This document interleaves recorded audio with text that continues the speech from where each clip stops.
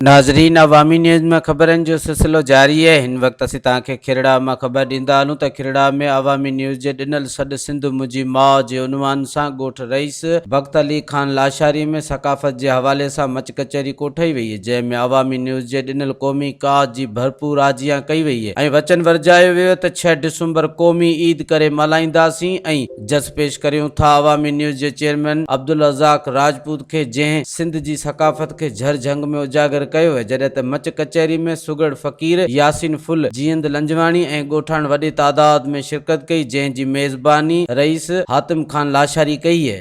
बिस्मिल्लाहिर्रहमानिर्रहीम। असां निहायत शुक्रगुज़ार आहियूं अवामी न्यूज़ वारनि जी, जेके हिते ॻोठ भगत अली खान लाशारी में जेको प्रोग्राम थियो आहे मच कचहरी, उन में आया आहिनि ऐं असांजो साथ ॾिनो अथनि। असां उन्हनि जा शुक्रगुज़ार आहियूं। महिरबानी।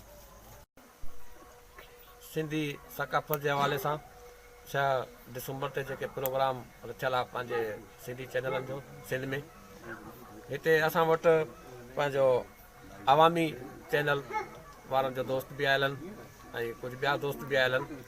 असांजे ॻोठ रईस भगत अली लाशारी में हीउ बहितरीनु प्रोग्राम मुनक़िद कयो वियो आहे ऐं निहायत शुक्रगुज़ार आहियां अवामी TV चैनल वारनि जो, जेके बि असां वटि पेर भरे आया आहिनि ऐं निहायत शुक्रगुज़ार आहियां।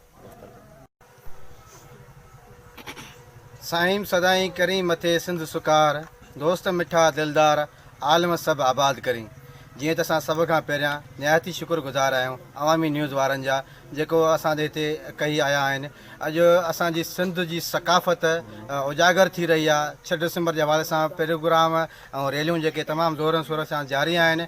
सो इन में अवामी न्यूज़ वारनि जो बि तमामु घणो सहकार आहे असां सां, जेके असांजी सिंध जी सक़ाफ़त खे उजागर करे रहिया आहिनि।